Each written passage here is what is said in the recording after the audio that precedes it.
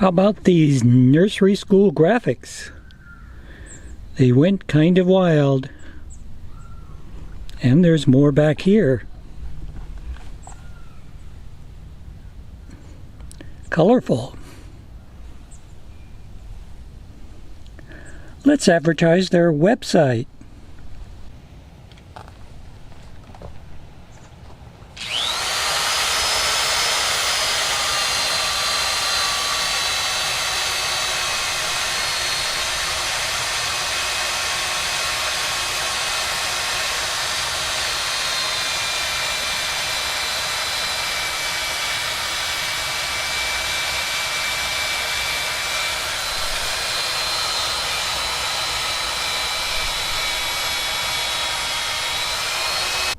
Here's the bike with the graphics removed.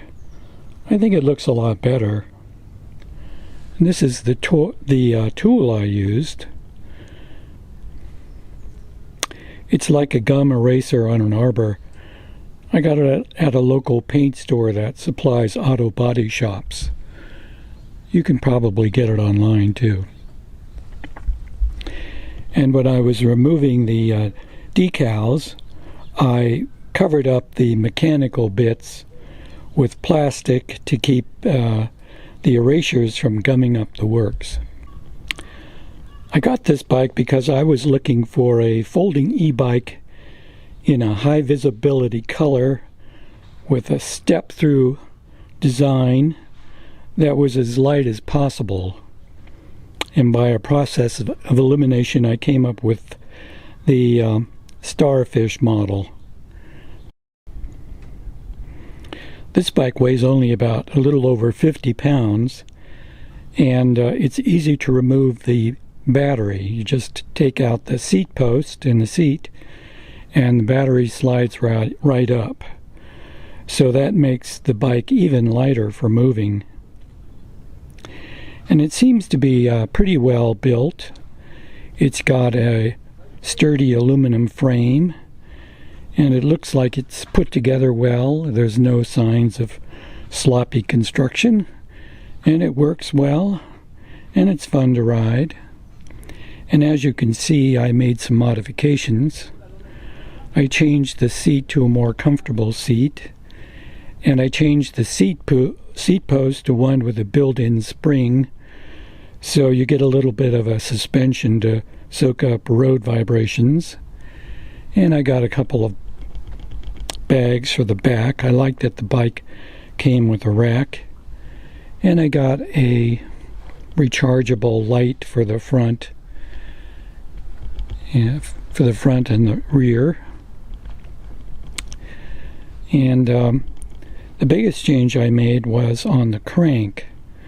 I changed the cranks. I converted a mountain bike I had to a mid-drive e-bike, and I had a crankset left over, and so I put them on this bike. And this is the crank that came with the bike, kind of a pee-wee size. And I also wanted folding pedals so it could fold as compactly as possible.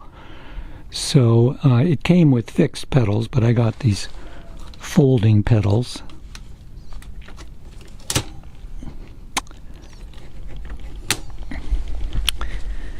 And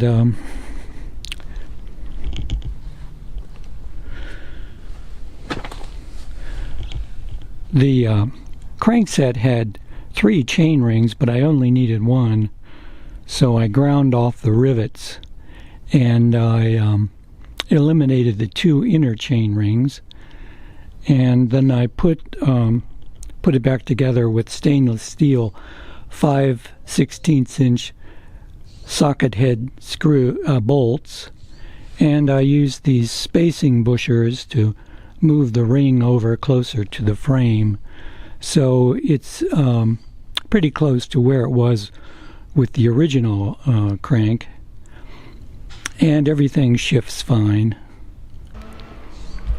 The bike came with a grip throttle. I would have preferred a thumb throttle. If you have a thumb throttle, you can replace the grip with something more comfortable.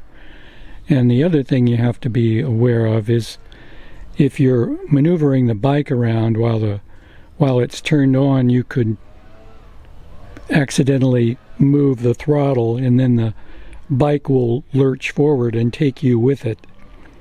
So my practice now is when I stop the bike and before I get off, I turn the power off to make sure that I don't have that problem. I was looking for one of those plastic tubs to carry the bike in my van, but they were all the wrong size. They were either too big or too small, and I had quite a specific size that I needed. So I made one out of plywood, and it's pretty lightweight. It's 3/8 inch plywood on the ends, 1/4 inch plywood on the bottom, and 3/16 inch plywood for the sides. And it rolls on 2 wheels in the front. And the wheel wells I made out of 5/8 inch plywood. And I had all the plywood on hand and the paint and the aluminum trim bits, so it pretty much didn't cost me anything. The corners are reinforced with 1x1. So that's the bike folded and ready to go into the van, and it fits nicely. I'm going to put some padding around to protect it while I'm going down the road. Anyway, that's my look at the Starfish folding e-bike. Thank you.